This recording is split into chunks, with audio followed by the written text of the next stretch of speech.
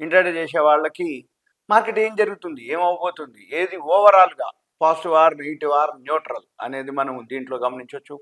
సింపుల్గా అందరి దగ్గర ఇప్పుడు ఆండ్రాయిడ్ ఫోన్స్ ఉన్నాయి. ఆండ్రాయిడ్ ఫోన్స్లోకి వెళ్ళి మీరు ఏం చేయాలంటే, ఆల్రెడీ బిగినర్స్కే ఇది కొంచెం హెల్ప్ అయ్యేది, మిగిలిన వాళ్ళకి ఆల్రెడీ అందరికీ ఐడియానే ఉంటుంది. కాకపోతే నేను మళ్ళీ చెప్తున్నాను, ప్లే స్టోర్కి వెళ్ళి మనీ కంట్రోల్ యాప్ ఒకటి ఉంటుంది, దాన్ని డౌన్లోడ్ చేసుకోవాలి. మనీ కంట్రోల్ యాప్ డౌన్లోడ్ చేసుకున్నాక, అది డౌన్లోడ్ చేసిన తర్వాత హోమ్లోకి వెళ్తే, ఈ హోమ్లో మనకి స్క్రోల్ చేస్తుంటే ట్రెండింగ్ అని ఒక వర్డ్ ఉంటుంది, TRENDING, ట్రెండింగ్. ఈ ట్రెండింగ్ ఏదైతే ఉందో అక్కడ కింద 3 చుక్కలు ఉంటాయి.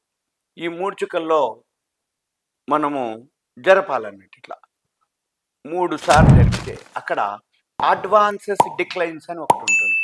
అడ్వాన్సెస్ పెరిగినవి, డిక్లైన్స్ పడ్డవి.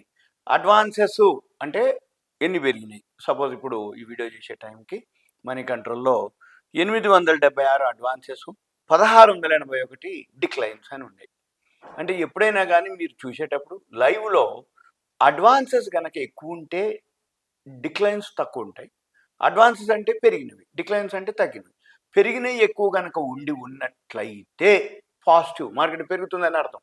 సపోజ్ డిక్లైన్స్ పడిపోతున్నాయి కనుక ఎక్కువ ఉంది అంటే మార్కెట్ పడుతుంది అని అర్థం. ఇకపోతే ఇన్ని వేల కంపెనీల్లో ఏమేమి పెరుగుతున్నాయి, ఏమేమి తగ్గుతుందో తర్వాత సంగతి. ముందైతే మార్కెట్ అడ్వాన్సెస్ ఎక్కువ ఉన్నాయా, ఓవరాల్గా మార్కెట్ ప్లస్లో ఉంది. డిక్లైన్స్ ఎక్కువ ఉన్నాయా, ఓవరాల్గా మార్కెట్ డౌన్లోకి వెళ్తుంది అని అర్థం.